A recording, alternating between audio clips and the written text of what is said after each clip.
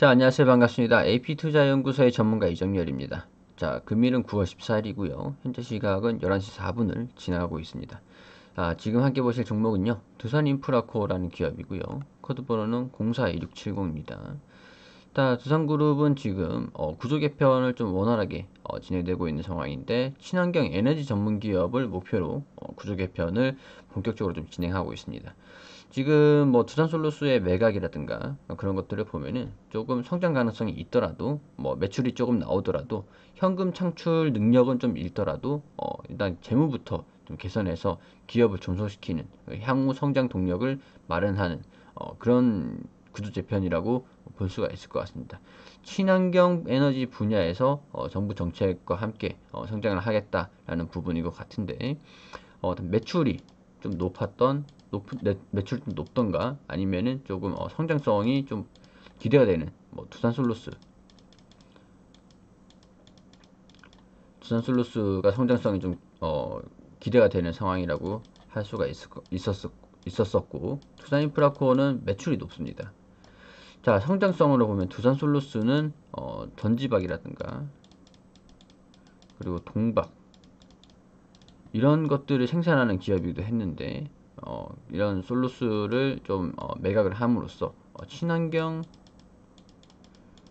기업으로서 발돋움하기 위한 현금 확보,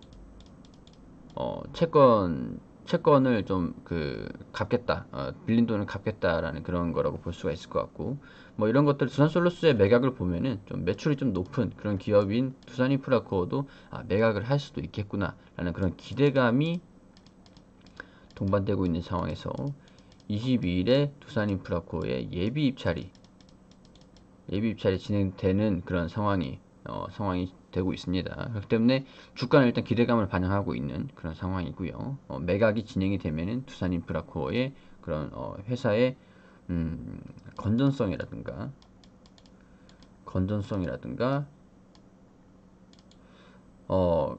이 기업의 정상화 그리고 시너지 부분에서 기대를 해볼 수가 있다고 할 수가 있습니다.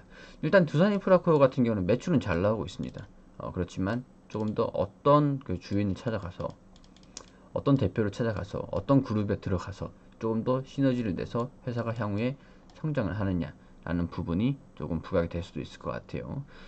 지금 두산중공업 입장에서는 두산인프라코어의 매각가, 그러니까 얼마를 받을 것이냐, 그게 몸값이 얼마냐, 그게 최대의 화두, 그러니까 두산중공업 입장에서 기업의 재물을 개편시킬 수 있는 그런 최대의 지금 기대를 해볼 수 있는 게 두산인프라코어거든요. 그렇기 때문에 지금 두산중공업 입장에서는 몸값을 올리기 위해서 조금 매각을, 다른 기업들 같은 경우에 그 두산솔루스라든가 모트롤, 두산솔루스라든가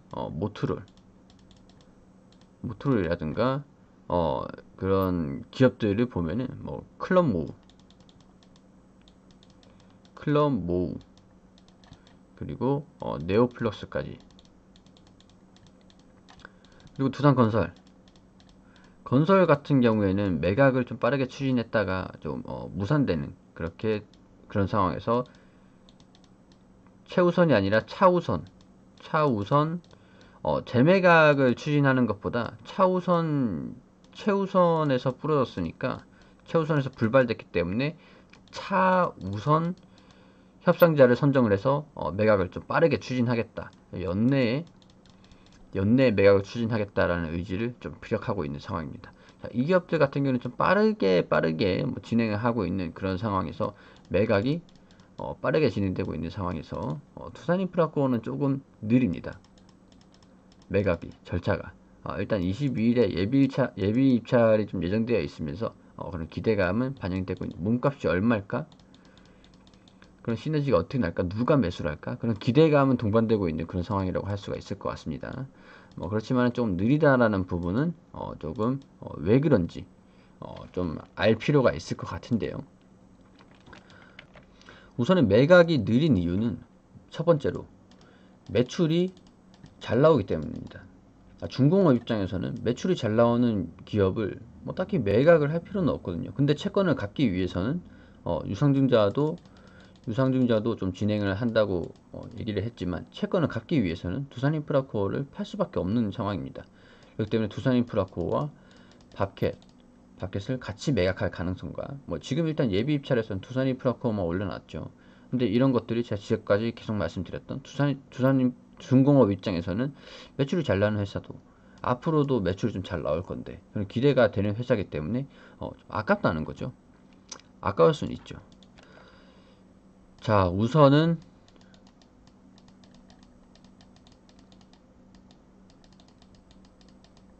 자 크레디트 스위스 매각 주관사입니다. 이 회사가 22일 예비 입찰을 진행을 하는데, 매각 대상은 두산중공업이 가지고 있는 두산인프라코어의 지분 36%가 되겠죠. 36% 정도인데, 이 가치가 시가총액이 한 1조 6천억 원 가량 되기 때문에 지분 가치에 대한 부분은 대략적으로 한 6천억 정도, 경영권 프리미엄을 포함하면은 대략적으로 한 1조 원까지는 받을 수 있다는 뭐 그런 계산, 매출이 잘 나오고 있기 때문에, 적자 기업이 아니기 때문에 시가총액에서 6천억 정도에서 경영권의 프리미엄까지 하면은 1조까지도 가능할 수 있다라는 부분이 좀 기대를, 두산중공업 입장에서는 채권을 갚을 수 있는, 채권을 상환할 수 있는 그런 알짜 기업이라고 할 수가 있겠죠. 그렇기 때문에 인프라코어가 좀 부각을 받고 있는 그런 상황입니다. 매각을 안 할 수는 없어요. 매각을 안 할 수는 없지만 하고 싶어 하지는 않는 것 같습니다. 매출이 잘 나오니까. 그게 핵심이죠.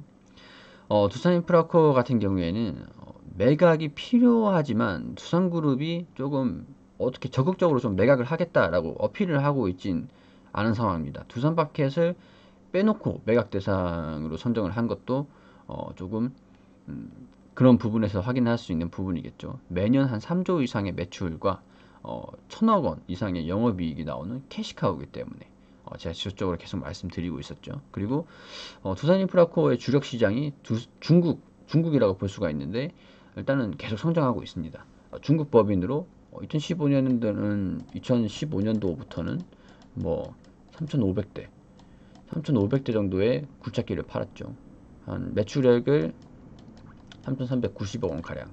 그리고 2019년에는 1만 5,270대 가량이라고 합니다. 매출액이 1조 2,500억 원 가량 냈다고 하죠. 확 성장을 했죠. 3,500대에서 1만 5천대로 확 성장을 하는 모습이죠. 그리고 여기에서 이번에 좀 중국에서 기록적으로 폭우가 좀 내렸죠. 그렇기 때문에 2분기에 중국에선 매출이 2분기에만 5,200억이 나옵니다. 올 상반기 매출은 작년보다 좀 많은 그런 매출액인 상반기 매출액만 8,390억을 기록했다고 합니다.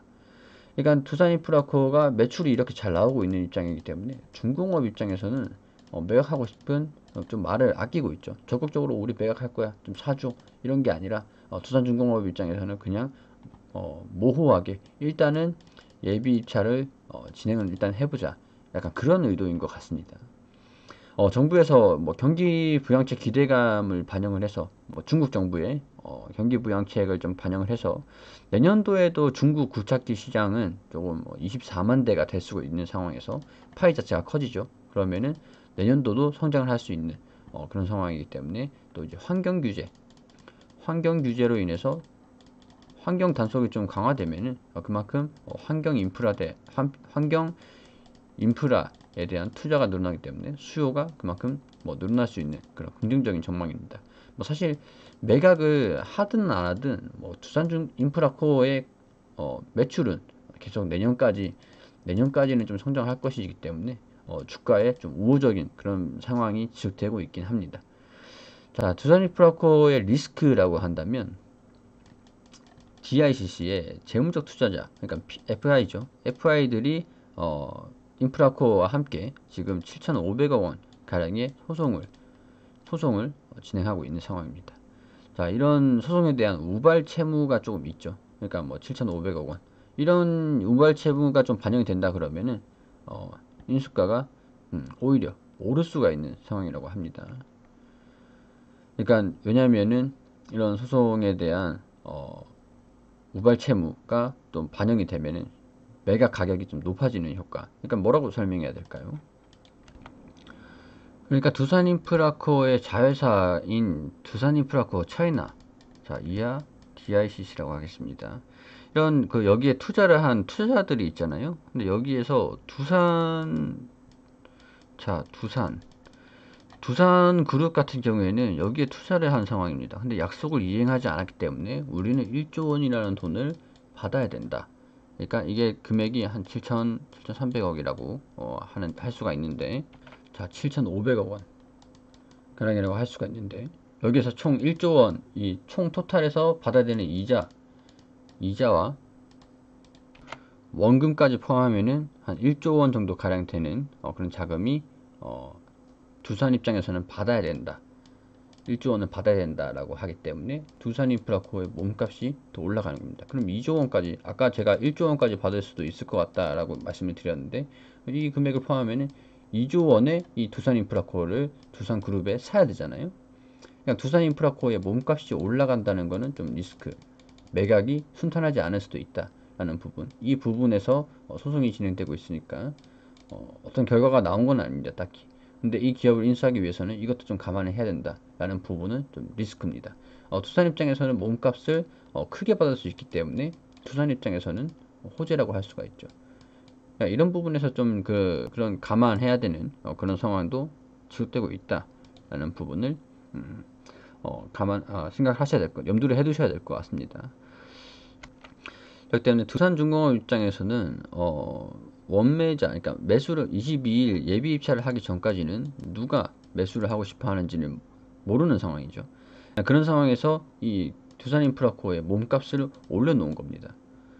그러니까 인수 매력을 좀 떨어뜨리게 함으로써 두산인프라코를 두산에서 계속 가지고 갈 수도 있다. 뭐 그런 회유책이 될 수도 있을 것 같죠.